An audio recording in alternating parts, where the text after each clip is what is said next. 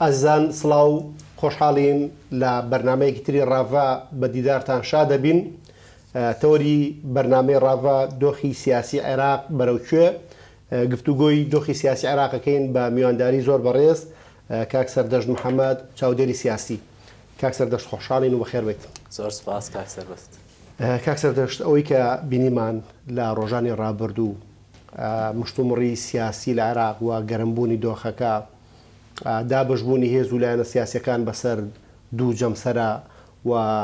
جۆرێک لەوەی کە ئێستا بەرچاوڕۆشنی هەیە لەوەی کە کوتەلێکی گەورەی نیشتیمانی دروست بووە بە ئامانجی گێڕانەوەی سیادە بۆ عێراق و سەقامگیری و باشترکردنی دۆخی عێراقیەکان و لە بەرامبەریشە کوتلەیەکی تر هەیە کە بە جۆرە لە زۆرەکان ئەیانەوێ ڕێگری لە پێکێنانەوەی حکوومەتی نوێی عێراق و سەرپێخستنەوەی دۆخی سیاسی بکەن. خوێنەوەی جەنابتان وەکو چاودێرێکی سیاسی بە تایبەت بۆ زیاتر دابەشبوونەکان لە چەند ڕۆژی ڕابردوو و دروستکردنی ئەو جۆرە لە چەقبەستویش لە پرۆسی سیاسی عێراقا خوێنەوەی جەنابتان لەم بوارەوە چییە؟ دەستخۆش بۆ بەرنامەکەت بۆ بینەرانتان سڵاو ڕێزم هەیە. دیارە پۆستی سەر و کۆمار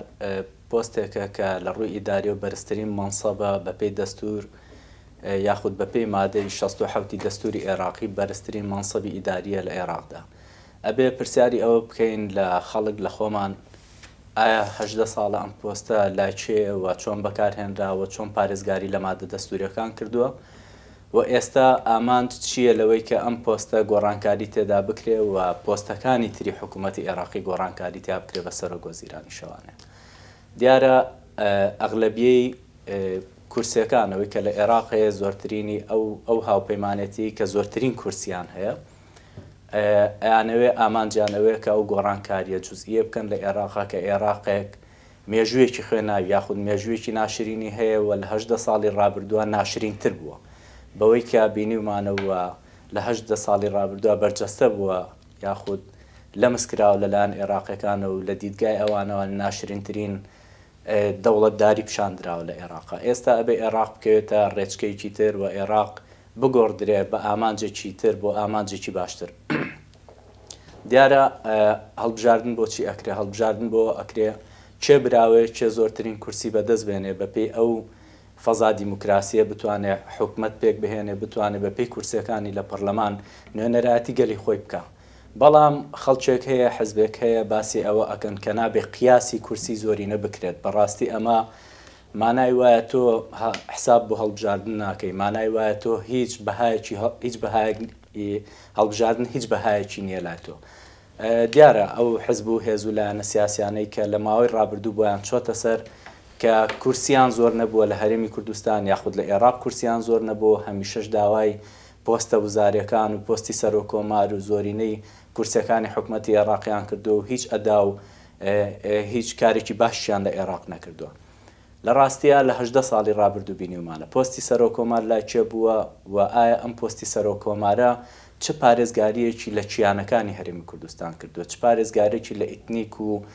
لە کەمەنەتەوایەتیەکان و لە مادە دەستوریەکان و ئەو هەموو فەوزا و بەڕەڵایەتی لە عێراق ڕوویاوە پۆستی سەر و کۆمار چه هەڵوێستێکی هەبووە چه مەوقیفێکی هەبووە. ڕۆژانە کورد دەربەدەر ئەکرێ 16 ئۆکتۆبەرمان بینی. بۆیە لە ئێستا پێویستە ئەوانەی کە زۆرترین کورسیان هەیە لە پەرلەمان بە تایبەت پارتی دیموکراتی کوردستان و سەدرەکان و سوننەکان بتوانن حکومەتێک پێک بهێنن کە حکومەتی زۆری نەبێ و بۆ ئەوەی کە لە 18 ساڵی ڕابردوو بینیمانە ئەو دەوڵەتداریە فاشلی لەلایەن مالکی و ئەمسالەکانی مالکی لە عێراقا کراوە ئەمە بگۆڕدرێ بە شێوازێکی تر کە هیچ نەبێ دەستور بخرێتە سەر پێی خۆی کار بە مادە دەستوریەکان بکرێ. ئەو هەموو مادە دەستوریە کە نزیکی 55 مادەی دەستوریە بە مادەی 140 شەوانەیە کە هەر هەمووی پەکخرا وەلاندرا کە زیان مەترین یاخود ئەو کەسەی کە ئەو شوێنەی کە زۆر زەرەری لە پەکخستنی مادە دەستوریەکان کرد حکوومەتی هەرێمی کوردستان بوو. لەبەرەوە پێویستە کەسێک هەبێت لە عێراق کە پارێزگاری لە دەستور بکە و حیمای دەستور بێت. کاک سەردەشت باسی حیمای دەستورەکەیت و لە پاڵیشە گەڕانەوەیەکە بوو بۆ 16 ساڵی ڕابردوو لە عێراقا ئەوەی کە نیگرانی لای خەڵکی کوردستان دروستەکات و بەردەوامیش چاودێرانی سیاسی سیاست مەداران ئەکادیمیستەکانی بواریزانسە سیاسیەکان جەخت لەوەکەنەوە کە زیاتر لە 55 مادەی دەستوری سەبارەت بە هەرێمی کوردستان خەرق کراوە و جێبەجێ نەکراوە یان پێچەوانەکەی ڕەفتار کراوە لەگەڵ استحقاقە جیاوازەکانی خەڵکی کوردستانە لە پرسە سیاسی دارایی سیادا پرسی خاک پرسی جێبەجێکردنی مادەی 140 پرسی هێزی پێشمەرگەی کوردستان کە لە هەموو لە بەشێکی زۆری ئەو خاڵە دەستوریانەیە یان ئەو مادە دەستوریانەیە خەڵکی کوردستان لە جیاتیەوەی کە سوودمەند بێت لە دەستوری نوێ عێراق بەڵام زیانمەند بووە لە شوێنێکشا لە قازانجی کورد بوو بێ جێبەجێ نەکراوە لە پاڵەمەیە لە دیباجەی دەستوری عێراقیە هاتووە کە سەرۆک کۆمار پارێزەری دەستوری عێراقیە خوێنەوە جەنا بچێ بۆەوەی کە بۆ توانیان چۆن قۆناغێکی تر دەست پێ بکات لەوەی کە سەرۆک کۆمار ئەو ڕۆڵە بجێڕێت کە نەهێڵێت دەستور نەبەرامبەر بە کورد نەبەرامبەر بە پێکاتەکانی تریش پێشێل نەکرێت. لە ڕاستیە لە 18 ساڵی ڕابردوو کە باسمان کرد لە ئەو ئینتیخاباتانەی کە کراوە ئەو پۆستە وزاریانە یاخود پۆستی سەرۆک کۆمار و پۆستی سەرۆکی ئەنجومەنی وەزیران کە درا بە هەندێک لایەن ڕوونەکە چه ئەجەندایەکی لە پشت بوو و چه کارێکرا لە عێراق. یەکەم کارکرا لەسەرەوەی کە ڕێژەی سوننە بە دەرەجەیەکی زۆر کەم بکرێتەوە لە عێراق یاخود دەربکرێن لە عێراق یاخود دەریانکەن بۆ شارەکانی هەرێمی کوردستان یاخود ئەمان ئاینی خۆیان یاخود مەزهبی خۆیان بگۆڕنە سەر شیعە. ئەمە یەکێک بوو لە کارە هەرە ناشرینەکانی کە لەلایەن ئەو دەسەڵاتدارانی حکومەتی عێراق کرا. هەڵبەدەمە پاڵپشتیەکی گەورەی هەبوو کە دەوڵەتێکی ئیقلیمی بوو لەبەرەوەی کە سیاسەتی شیعەگەرایی ئەمە پەیڕەو ئەکرا لە عێراقا. بەڵام لە ئێستا بەدووە ئەتوانین بڵێن کاتێک کە تۆ ئەتەوێ هەنگاوێکی گۆڕانکاری بنیت ئەم هەنگاوە لە سەرەتاکەیەوانەیە بە یەک دەنگ و بە یەک ڕنگ شیعە سوننە کورد هەرسێکیان کە ئەچنە ناو هاوپەیمانێتیەکەوە لەسەر دەستی هەرسێکیان لە پەرلەمان حکومەتێک دروست دەکرێتەوانە دەنگ بە سەرۆک کۆمار و بە سەرۆکی ئەنجومەنی وەزیران و دواتر بە وەزارەتەکانە دەرێتەوە دابشکاریەکەکرێت. ئەتوانرێ بڵێن لێرەوە هەنگاوێکی داهاتووە بۆ ئەوەی کە بڵێن هەم سوننە لە عێراقا لە چوارچێوێکی شیعەگەراییان نەتوێتەوانێ ئەتوانین بڵێن کورد لە ناو مادە دەستوریەکانە نەفی نەکرێ. کورد ئەو مادانەی کە لە حکومەتی عێراقی باسمان کرد 55 مادە بوو کە هیچ کارێکی پێ نەئەکرا گەورەترین مادەیان مادەی 140 بوو. یەکێکی تر لە هەرە کارە نەخوازراوەکانی کە حکومەتی عێراقی لە ساڵانی ڕابردوو دیار بوو ئەم دەوڵەتەی کە ئەبرا بەڕێوە لە باگراوندا دەوڵەتەکە چێ هەبوو و چووی عازی پێیان کاتێک بودجێ حکومەتی هەرێمی کوردستانە بڕی دەوڵەتێکی فاشیل بوو کاتێک کە بەیانیە هەڵستی لە خەونیوی وڵاتەکە لەلایەن گروپێکی تیرۆریستیەوە داگیر کراوە. کاتێک ئەبینیت ئەم دەوڵەتە لەسەر دەستی مالکی دەوڵەتمەداری ئەکرا و ئەبرا بەڕێوە زۆرترین یەدەجی پارێ حکومەتی عێراقی لە بانقەکان نەما کەمی کرد. یعنی ئەمە بۆ خۆی هەر هەمووی سلبیات بوو ڕوبەڕووی حکومەتی عێراقی بوانە. ئەتوانین بڵێن ئەگەر حکومەتی عێراقی یاخود هەرێمی کوردستان لە چوارچێوەی دەوڵەتێکی فیدراڵی وەکو حکومەتی عێراقیانە بووە زۆر پێشکەوتوتر بووە. بەڵام تۆ لە چوارچێوەی حکومەتێکی سەر تاپا گەندەڵ و پۆخڵەواتای چۆن نەتوانی زۆر باش پێش بکەوی. بۆیە کاتێک حکومەتی هەرێمی کوردستان ئامانجی هەبێت یاخود پارتی دیموکراتی کوردستان ئامانجی ئەوە بێت لە عێراق دەسەڵاتەکانی تۆکمە بێت ئەو کاتاتوانێت حیمایەکی باشی هەم دەستور بکە هەم حیمایەکی باشی هەرێمی کوردستان بکە. کاک سەردەشت باسی پەراوێزخستنی سوننەکانت کرد لەوەی کە لە پێکێنانەوەی حکوومەتی عێراقیە بۆ قۆناغێک سوننەکان خرانە دەرەوەی پرۆسی حکومڕانی و لە ئەرزی واقع شامان بینی کە بۆ منە ڕەشەکوژێکی گەورە لە ناوچەی سونە نشین کرا تا ئەوەی کە بە ئاستێکی زۆر سوننەکان ناچار بوون پەنا بۆ هەرێمی کوردستان و بەشێکشان بۆ دەرەوەی وڵات ببن. کوردیش هەمیشە لە بەردەم ئەم بژاردەیە کە بەردەوام کە ئەکرێ بۆ نمونە زۆرینەی عەرەب بیر لەوە بکاتەوە کە چۆن کوردیش پەراوێز بخادیان ئەو ڕوبەرە جوگرافیای کورد کە پێی خۆشە و ئەو گەشەی کە کورد پێی خۆشە ئەوان هەمیشە هەوڵ بن ڕوبەرەکەی کەمکەنەوە گەماروی بن و لە توانای ئیمکانەتی کەمکەنەوە. لە پاڵەمەیە پارتی دیموکراتی کوردستان دروشمێکی هەبوو بۆ بەشداریکردن لە هەڵبژاردن و ئێستاش بەردەوام جەختەکاتەوە لەوەی کە ئەوێت بەهێزەوە لە بەغداد بێت و لە بەغدادەوە دەستکەوتەکانی هەرێمی کوردستان بەپارێزرێت. خوێندنەوەی تۆ بۆ بەشداریکردنی پارتی لە نێو لیستی براوەکانی عێراقا و بەشێک لە هێزە کوردیەکان کە تا ڕادێکی زۆر ئەجندایان وونە خوێنەوە تامون بوارە چییە؟ ئەگەر جۆمان لە خەڵکی کەرکک بێ ئەڵەن کوردە تا ئێستا نەگەڕاوەتەوە کەرکک لە هەمان کاتی شایبینین بارگای چەتی نیشتیمانی لێ بارگای بزوتنەوەی گۆڕانی لێ هەندێک ئەحزابی تریشی لێ تەنها کەس تەنها حزب کە بارگای لەم لەحزەیە هەتا ئێستا نیە لە 16 ئۆکتۆبەرەوە لە کەرکک پارتی دیموکراتی کوردستانە بەڵام خەڵکی کەرکک یاخود کەرکوچەکان ئەڵێن کورد نەگەڕاوەتەوە کەرکک واتە کورد و جوودی لە ئێستایە نەماوە لە کەرکک بۆیە ڕۆژانە زەوی لە کەرکک زەوی کورداگیر ئەکرێ ڕەشەکوژی ئەکرێت دەرئەکرێن تەرحیل ئەکرێن واتە ئەگەر پارتی لە کەرکک بێ کورد لە کەرککە ئەگەر پارتی لە بەغا بێ کورد لە بەغدایە کەواتە پارتی ئەتوانێت بەو چەمکەی کارکردنی خۆی زانستی بێ منطقی بێ ئایدۆلۆژی بێ بە هەر شێوە بێ پارتی ئەتوانێت لە بەغا حیمایەکی باشی هەرێمی کوردستان بکە ئەگەر پارتی لە بەغا بێ ئەگەر پارتی لە بەغا بووایە مادەی 140 فەشەلی نەئەهێنا مادەی 140 مودە بە مودە درێژ نەئەکرایەوە و پەک نەئەخرا مادەی 140 هیچ نەبێ سەرژمێریەک ئەکرا لە کەرکووکا لە وادەی خۆیان ئەگەر پارتی لە بەغا بووایە وەکو سەرۆک کۆمار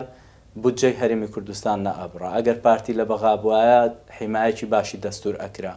واتە پارتی لە بەغا نەبوو بۆچی نەبووە بۆچی ئەو کاتانی کە پارتی وەزارەتی دارایی وەرەگرێت لەلایەن دەوڵەتانی ئیقلیمی و لەلایەن هێزە ناوخۆیەکانی شیعە و تایفەگەریەکانی ناو بەغداد هەڵوکتنە سەر وەزارەتی دارایی و ئەڵێنە بێم وەزارەتە وەزیرەکەی بگۆڕدرێ هەزارەها کەیسی درۆی بۆ دروست ئەکرێ لەبەر ئەوەیە کە ترس هەبووە لە پێگەی پارتی دیموکراتی کوردستان لە وەزارەتە سیادەکان لە بەغدا بەڵام ئەگەر پارتی لە سەرۆکایەتی کۆمار بێت جیاوازترە ئەگەر پارتی لە دەسەڵاتە باڵەکانی بەغدا بێت جیاوازترە ئەو کاتە ئەتوانرێ بە قووەتێکی منطق بە هێزێکی زۆر باشەوە کورد لە بەغدا بێ بەڵام هێزەکانی ترەمان نەکردووە هەر بەم چوارچێوەی هەماهەنگێ ئێستا ئەیبینین کە چۆن کۆبوونەوەیەک هەیە و لەژێر ئیشرافی کوێ ئەم کۆبوونەوانە ئەکرێت چوارچێوەی هەماهەنگی بۆ دروستکرا و ئامانجی دروستکردنی چی بوو مەبەستم لە ئیتاری تەنسیقیە و پارتی بۆ لەم چوارچێوەی هەماهەنگیانە بوو بۆ پارتی هیچ دەوڵەتێک ناتوانێت زەختی بخاتە سەر لەبەر ئەوەی کە پارتی ئامانجی ئەوەیە تەنها خزمەتی کورد بکە لەبەرەوەی ئامانجی ئەوەی پارێزگاری لە کیانی هەرێمی کوردستان بکە بەڵام خەڵکی تر ئەمە ناکە خەڵکی ترە چێت لە چوارچێوەی کیانێکە خۆی کۆ ئەکاتەوە بە یعاس ئەچێتە ناو کیانەکەوانە بەڵام هیچ دەوڵەتێک ناتوانێت یعاس بە پارتی دیموکراتی کوردستان بڵێ ئەبێ لەم چوارچێوەی بیاخو لەم چوارچێوەی بی بۆیە پارتی دیموکراتی کوردستان ئامانجێکی گەورەتری هەیە ئامانجی ئەوەیە کە لە بەغاوە ناوەندێکی بەهێز هەبێ بۆ ئەوەی بتوانێت حیمایەکی باشی هەرێمی کوردستان بکە کاک سەردەشت باسی ئەوت کرد کە هەندی هێزی سیاسی یان هەندێک تەحالوف لە دەرەوە عێراق و بە بڕیاری نائێراقیەکان بەسەر عێراقیەکانە فەرزکراوە پێم خۆش لەسەرم خاڵە زیاتر بمێنینەوە و گفتوگوی لەسەر بکەین بە تایبەت لەو ڕوانگەیەوە کە پارتی دیموکراتی کوردستان یەکێکە لەو هێزە سیاسی نیشتمانیانەی کار بۆ ئەوە کات کە بڕیاری پێشێنانی حکوومەتی عێراقی لەلایەن کورد و سونە و شیعە و هێزە براوەکانەوە بدرێن نەگەوەی کە لەلایەن دەوڵەتان و جەمسەرەکانی هەرێمیەوە ڕۆڵ بجێڕێ و حکوومەتێک بۆ عێراق دروست بکرێ و بە جۆرە لە جۆرەکان بشسەپێنرێ بەسەر خەڵکی عێراقیەکانە خوێندنەوەی تۆ چیە لەسەرەوەی کە لە دوای ئەو تەجروبە شکست خواردوانەی کە لە 18 ساڵی ڕابردوو کە ئەزمونێکی تاڵە بۆ هەموو خەڵکی عێراق لەوەی کە ئێستا بۆ نمونە بگەڕێنەوە تەنها بۆ ئەو ئامارانەی کە ساڵانە بڵاوەکرێتەوە عێراق لە ڕووی سەقامگیریەوە لە ڕووی هەژاریەوە لە ڕووی نەخوێندەواریەوە لە ڕووی نەخۆشیەوە لە ڕووی خراپی ئاستی گوزەرانەوە لە ڕووی نەبوونی دڵنیایی و ئاسایشەوە لە وڵاتە زۆر خراپەکانی دنیاە لە کاتێکە کە عێراق خاوەنی سامانێکی زۆرە و خەڵکی باشی هەیە هێزی سیاسی نیشتیمان پەرۆری هەیە بەڵام لە دۆخێک و هەلومەرجێکی زۆر خراپایە ینی خوێندنەوەی تۆ چی بۆەوەی کە عێراقیەکان بڕیار بۆ عێراقیەکان بدەن لە ڕاستیە ئامانجێک هەیە بۆ ئەوەی کە ئامانجی هاوپەیمانێتی زۆرینەیە لە عێراق ئامانجەکە ئەوەیە کە عێراق بکەوێتە دەست عێراقیەکان مادام ئێمەی کوردیش لە چوارچێوەی عێراقێکی فیدراڵین بەپێی دەستور ناچارین کە ئێمە بەشێک بین لەو عێراقە بە هێزەی داهاتوو ئەگەر عێراق هەروەکو خۆی بێت ئەو کاتە تۆ ئابوووریەکەت لەژێر دەستی دەوڵەتانی ئیقلیمە ئەو کاتە تۆ بەندەرەکانت لەژێر دەستی دەوڵەتانی ئیقلیمە بەندەری بەسڕە بنمونە تۆ باشترین بیرەنەوتەکانت هەیە لە نزیک کوێت یاخود لە بەسڕە بۆ خوارە و لە کووت و ئەمارە و ئەمانە باشترین بیرەنەوتەکان مەبەستمەوەیە کە تۆ نەوتەکانت ئەمەنە باشە جۆری نەوتەکە قیاسەکرێ بە نەوتی ئۆپیک و ڕۆژانە نزیکی 4 میلیۆن بەرمیل هەناردە ئەەکەیت بۆ دەرەوەی وڵات یەک دنیا داهاتی ناوخۆت هەیە لە عێراقا بەڵام عێراقێکی داتەپی و عێراقێک ژێرخانێکی ئابووری نییە، عێراقێک هیچ شتێکی لەسەر زەوی یعنی شتێکی نییە وەکو بڵێ خەڵک شانازی پێوە بکە بەو هەموو شارستانێتە کۆنەکە هەیەی هیچ حەزارەتێکی لەسەر پێی خۆی نەماوە عێراق. واتە لە ساڵانی ڕابردوو ئەم دەسەڵاتدارانێک کە هەبوون نانتوانیوە هیچ کارێک بکەن بەغێری ئەوەی کە تەنها لە سەرۆت و سامانی عێراق بچەشنەوە بۆ حیزبەکانیان بۆ خۆیان بۆ شخصی بەکاری بهێنن. ئەمە نمونونەکان نمونەی زیندوو هەیە لە هەرێمی کوردستانیش بە هەمان شێوە بووە. ئەگە سەیری دۆخی هەولێر یاخود دهۆک بکەی لە ڕووی ئابووریەوە، لە ڕووی ئەو ژێرخانە ئابووری هەیەی لە ڕووی ئەو باڵەخانە و بینا و خزمەتگوزاری و شەقام و ئەم شتانی کە کراوە لە هەولێرە جیاوازە لەوەی کە لە سلێمانی کراوە، ما بێ واقعیتر بڕوانە ئەوەی سلێمانی لە ئێستاە ئەوەی کە یەکێتی نیشتیمانی کوردستان دەسەڵاتی ئیداری هەیە لەم شارەیە لەو چوارچێوەی ئیتاری تەنسیقیە، لەو چوارچێوەی هەماهەنگیەیە کە ئەو برادرانەی کە مالکی و ئەمانە بوون لە عێراق دەوڵەتداریانە کرد. ئەیبینی دۆخی ئەمان لە دەوڵەتداریە دەوڵەتدارێکی فاشیلە. ئەیبینی پارتی دیموکراتی کوردستان لە چەند ساڵی ڕابردووە بەو بودجەی کە لە بەردەستی بووە چی کردووە لە هەولێر لە ڕووی ئاوەدانی و لە ڕووی ژێرخانەوە لە هەموو ئەو ڕوانەی کە باسمان کرد. ئەمە نمونەیەکی زۆر زیندووە بۆ ئەوی کە بڵێن پارتی ئەتوانێت ئەم دۆخە بجۆزێتەوە بۆ عێراق، ئەتوانێت ئەم دۆخە وەک لەگەڵەوەی بیجۆزێتەوە بۆ عێراق هەرێمی کوردستانیشی پێ پتەوتر بکات لە هەمان کاتە. بۆیە ئەتوانین بڵێن شت لەسەر بابەتی زیندوو بنیادەنرێت. ئەو بابەتی کە ئێستا یەکێک لەو شتانی کە زۆر زۆر گرنگە کە خەڵک لە سلێمانی و سەفەرەکە بە هەولێر باسی شەقامەکانەکە. شەقام ئەتوانە شارێک بە شارێکی ترەوە بەستێت، توانە کللتورێک بە کللتورێک ترەوە، ئابووریەک لەگەڵ ئابووری شارێکی تر بەهێز بکە، ئەتوانە ژن و ژنخوازی دروست بکات، هەموو شتێک دەتوانێت دروست بکات. شەقامێکی بەهێزە. بەیانیان لە خەو هەستە لە دیاربەکر شیری گەرمی ئەو لای ئەستەمبوڵی پێگا بۆ لەبەرەوەی ئۆتۆبانێ شەقامی باشەیە، میترۆ هەیە، شت هەیە، بەڵام تۆ شەقامێکی داتەپیوت هەیە لە سلێمانی لە بەغا خزمەتگوزاری خراپە. یعنی تۆ هەر ئەمە ئەم نمونە زیندوانە بێنە بەرچاوی خۆت ئەتوانی بڵێ کە ئەمان لە دەوڵەتداریە فاشیل بوون. لەلایەکی ترەوە ئێمە لە ساڵی 2014 کاتێکە شەڕی تیرۆریستانی داعش ڕوبەڕووی هەرێمی کوردستانە بێتەوانێ لەگەڵەوە 2 ملیۆن ئاوارە ڕوئەکاتە هەرێمی کوردستان هەم لە ڕۆژاوا و هەم لە مووسڵ و لەو مەنتیقانەوانێ. لەگەڵ ئەوەشە حکومەتی هەرێمی کوردستان بەشە بودجەی لە حکومەتی عێراقی ئەبڕدرێ. پارتی توانی ئیدارەی ئەزمە با لەو ساڵانەی کە هیچ پارێکی لە بەردەست نەبوو ئەم هەموو سەرچاو مرۆیی ڕووی کرد بۆ هەرێمی کوردستان لە هەمان کات شەڕێکی نەگریسی تیرۆریستیشی بەسەرا سەپێنرا بوو کە چەندین هەزار شەهیدیا و چەندین هەزار بریناری هەبووە، پێویستی بە چارەسەر بووە لە دەرەوە مەصرفێکی زۆری هەبووە ئەم شەڕە، پێویستی بە چەک هەبووە، پێویستی بە خۆنیەکردنەوەی هێزی پێشمەرگە هەبووە لە هەمان کاتە لە کاتی شەڕە. واتە پارتی ئەتوانێت ئیدارەی دەوڵەت بە، پارتی ئەتوانێت ئیدارەی ئەزمە با لە دەوڵەتە، پارتی ئەتوانێت خۆڕاگر بە ئیرادەی هەیە. بەڵام هێزەکانی تر ئەماننی لە ڕاستیە، هێزەکانی تر بینیومانە ڕۆژانە ئەو سەرچاوە مادیەی کە لە داهاتی گومرگەکان و دەوائیرەکان ڕسومات دەستەکەوێت چۆن ئەبرێتە خەزیێنەی حیزبەوە، چۆن ئەبرێتە خەزیێنەی شەخص لە حیزبەکانە. واتە ئەمە جیاوازیەکەی لەسەر ئاستی هەم حەزب هەم دەوڵەتداری لە هەرێمی کوردستان و ئەتوانرێت چۆن پارتیەمە بجۆزێتەوە بۆ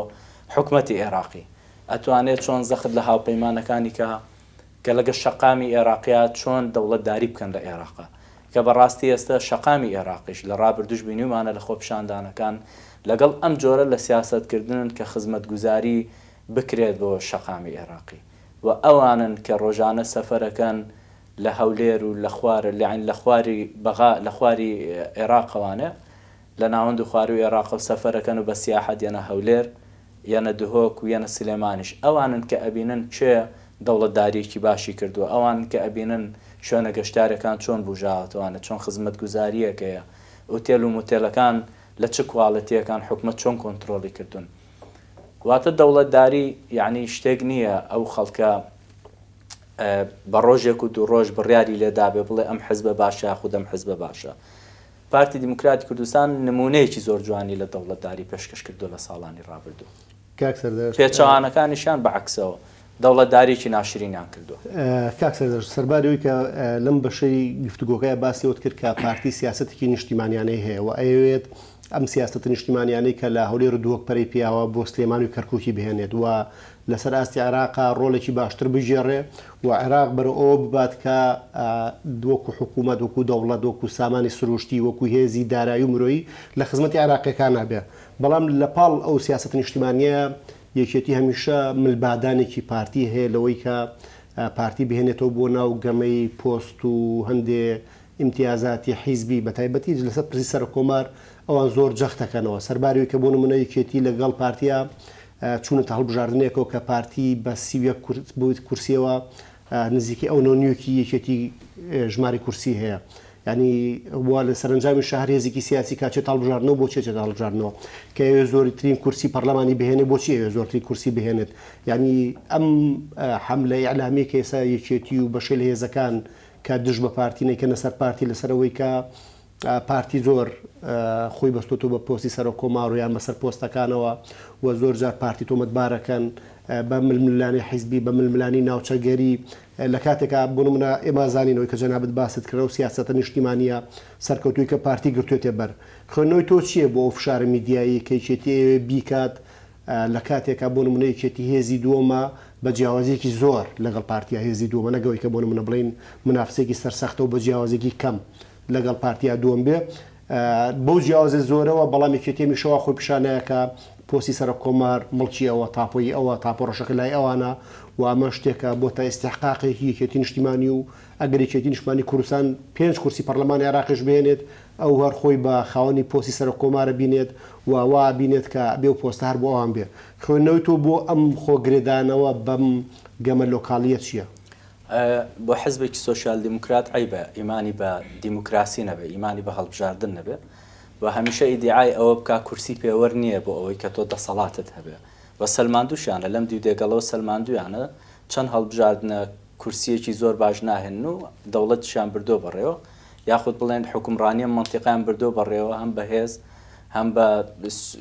یەکە ئیداری و دارایەکان هەرمووی لەژێر دەسەڵاتی ئەوان بووە بەو پۆخڵاواتی کە هەبووە لە شارەکەیە ئەو ئامانجیان هەیە لە عێراقیش بە هەمان شێوە بن لە عێراقیش بەو کورسێکەمەوە کە هەیەە پۆستی سەر و کۆماریان هەبێت. یعنی ئەمە زۆر عیبە بۆ حزبێکی سۆشیال دیموکرات کە باسمان کرد ئەم حزبە ئیمانی بە دیموکراسی نەبێ ئیمانی بە هەڵبژاردن نەبێ بۆیە ئەمان میدیایکی فاشلیان هەیە. ئەو میدیایە ئەگەر بە بیرمان بێ چەند ساڵی ڕابردوو ئەیان و پارتی دیموکراتی کوردستان ڕیفراندۆمی کردووە یاخود بەرزانی ڕیفراندۆمی کردووە چەند ساڵێکە لەسەرم ڕیفراندۆمە ئەوان قسە ئەکەن کە شکست خواردوو بووە باش نەبووە ئەم قسانێکە ئەوان بەردەوام لیان ناوەتەوانێ ئەیان و پارتی ناچێتە بەغا پارتی دوورە لە بەغا بۆیە حکوومەتی هەرێمی کوردستان ناتوانێت بەشە بودجەی خۆی لە عێراق وەرگرێت بۆیە ناتوانێت سیاسەتێکی باش بکە. باشە ئەوەی ئێمە ڕیفراندۆممان کرد سەرکەوتوش بوونتەیە ئێستا ئێمە ئەچینە بەغاورن پشگیری مان بکەن خۆ هەر ئێوە بوون وەکو یەکێتی نیشتیمانی چەند ساڵێکاتان و پارتی ناچێتە بەغا ئێستا ئێمە ئەمانەی بەقووەتەوە بچینە بەغاورن پشگیری مان بکەن دەنگ بن بە سەرۆکۆماری ئێمە بە 18 ساڵە سەرۆکۆمار لای ئێوەیە با 4 ساڵیش لای ئێمە بێ تاقیب بکەینەوە بزانین پارتی دیموکراتی کوردستان قووەت و مەبادی و مەبدەئی پارتی دیموکراتی کوردستان چییە لە بەغا بزانین ئەتوانێت لەسەر چ پێوەرێکی زانستی و منطقی و لۆجیکی کار بکە لە بەغا بزانین هەر وەکو ئێوە ئەبێت لە چوارچێوەیەکی کە ئاغاکانیان پێیان خۆشە بۆیان دابڕێژن بزانین پارتیش لەم چوارچێوەیە ئەبێ یاخود پارتی ئەتوانێت سیاسەتێکی جیاواز تەطبیق بکە لە بەغا بۆیە جیاوازەکان زۆرە بەڕاستی ناتوانین ئەمان لەگەڵ پارتی قیاس بکەین و میدیا فاشیلەی ئەمان هەرچ کاتێکە ئەیانەوەیە ئێمە ئەزانین میدیای بەرامبەرەکانی خۆمانە خوێنینەوە لە ڕاستیە میدیایەتی نیشتیمانی کوردستان ئەزانین هەمیشە میدیایەک بۆ وەکو دەهۆڵوا بووە میدیایەک بۆ هەمیشە دەنگی لە دوورخۆش بووە ئەجینا کە ئەچیتە نزیکەوانەیە لەژێر میدیاکەیانە لەژێر دەهۆڵی میدیاکەیانە هیچ مهمەیەکیان نییە ینی تەنها ئەوەن بەس هاتو هاوار و یعنی بەس جۆندان و ئەمە چاواشەکردنە ئەمە لای پارتی دیموکراتی کوردستان نییە بۆیە هەمیشە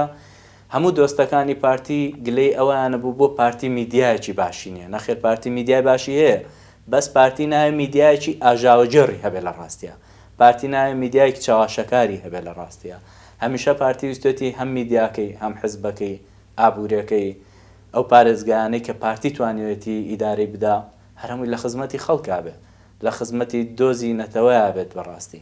بۆیە جیاوازەکان زۆرن ئەمان بە کورسیەکی کەمەوە لە بەغا کە ئەتوانین بڵێن نیوەی کورسەکانی پارتی دیموکراتی کوردستانە. ئەوە تێپەڕی بیانەوێ کە کەسێکی وەکو جەنابی مام جەلال کاتی خۆی کاک مەسعود ڕئی لەسەر بووە ببێتە سەرۆک کۆمارە و کاتەیەکێتی بە پێی مەنتیق بە پێی کات و شوێن لە قووەتێکی ترا بۆ ئێستەیەکێتی لە قووەتێکی ترا بێ خۆیان نەخەڵەتێنن. ئەو کاتێکێتی تەنها لەم ساحەیە خۆی بوو، ئێستا یەکێتیە گۆڕانە نەوەی نوێیە کۆمەڵی حزبی تر هەن لەم ساحەیە، عنی ساحەکە دابش بووە تەنها یەکێتی نەماوە لە ڕاستیە. بۆ یەکێتی نەک ئەبێت دەست لە پۆستی سەرۆک کۆمار هەڵگرێ بۆ ئەو حزبانەی کە کورسی زۆری نان هەیە لە عێراق، بەڵکو ئەبێت لە سلێمانی یەکێتی پۆستە ئیداریەکان دابش بکا بەسەر ئەو حزب و لایەنە سیاسیانەی کە کورسیان هەیە لە هەرێمی کوردستان یاخود لە ئەنجومەنی پارێزگای سلێمانی. دەست خۆش بە کاک سەردەش بەرەو کۆتایی بەرنامەکە چین بەس پێم خۆشە ئەگەر بە کۆمنتێکیش بێت سەرنجت بزانم سەبارەت بۆی کە وا بڕیارە دووشەمە جارێکتە پەرلەمانی عێراقی کۆ بێتەوە و ڕۆژی چوارشەمەش دووبارە دەنگدان بێ بە پۆستی سەرۆکۆماری عێراق لە کۆتاییە گەمەکە چۆنە بینی لەوەی کە ئەو هێزانەی کە زۆری نەن و ئەیانەوێت دۆخی عێراق باڕاستێکی باشترە بن ئەتوانن سەرکەوتوو بن لەم پرۆسە سیاسیە؟ سەدر و پارتی دیموکراتی کوردستان و ئەتوانین بڵێن سوننەکان هەلبوسی 202 کورسیان پێکۆکراوەتەوە بۆ تەواوکردنی نیساب 18 کورسی ئەوێ. بەڵام ئەگەر چوارچەوەی هەماهەنگی یاخود ئیتاری تەنسیقی لە ئەوە نەکورسی و بیانێ بگەنە 220 کورسی حتمما ئەوان ناگەن، ڕێژەکەی ئەوان کەمترە. بۆیە ئومێدەوارم ئەو لایەنە سەر بەخۆیانە یاخود هەندێک لایەن هەن لە عێراقا کە باش دۆخەکان پێش ئەم یەک دوو ڕۆژە پێ نەخوێنرا بۆ دۆخەکە باشتر ئەخوێننەوە هەتاکو چوارشەمە. بە تەسەوری منم بابەتە تێ ئەپەڕێ واگەر چوارشەمەش نەبێ ئەکرێ لە بابەتێکی تری دادگای فیدراڵ یاخود لە شوێنێک ترم بابەتێک لای بکرێتەوانێ. بۆیە عێراق ئەگەر لێرە بەدووە لەم چوارچێوە فەراغەیە تێپەڕێ عێراق بەرەودۆخێکی زۆر خراپترەچێ. بەڵام ئومێد ئەوەیە کە سەرۆکۆماری پارتی دیموکراتی کوردستان بێت لە داهاتووە واگەر سەرۆکۆماری پارتی دیموکراتی کوردستان بێت لە بیداەتی بەرنامەکە و باسمان کە پارێزگارێکی تاو لە مادە دەستوریەکانی حکومەت مادە دەستوریەکانی عێراقەکە و حکومەتی هەرێمی کوردستان لە چوارچێوەی عێراقێکی فیدراڵە بەهێز و بە قووەتی خۆی ئەمێنێتەوە ئەگەر پارتی لە حکومەتی عێراقیە قووەتێکی باشی هەبێ. بەڵام ئەگەر پێچەوانەکەی بێ هەروەکو جارانە بێ ئێمە هەر لەژێر هەڕەشابین، ئێمە مادە دەستوریەکانمان وەلا ئەندێ کاری پێناکرێ، یاسایی نەوت و غاز کاری پێناکرێت و دەرناچێت لە حکومەتی. یانی هەندێک بابەت هەیە بەڕاستی ئەگە پارتی بەغا بێ قووەتێکی باشتر ئەبێ لە بەخا لە ڕووی ئابووری و سیاسی و کۆمەڵایەتی لە هەموو ڕوویەکەوان. کاک سەردەژ محەممەد چاودێری سیاسی سوپاس بۆ ئامادەبوونت لە بەرنامەی ڕافە. زۆر سوپاس کاک سەربەست. دەسپاس زۆر بەڕێزم. ئازیزان تا ڕافەکردنێکی تر بەخواتان ئەسپێرین و خواتان لەگەڵ بێت.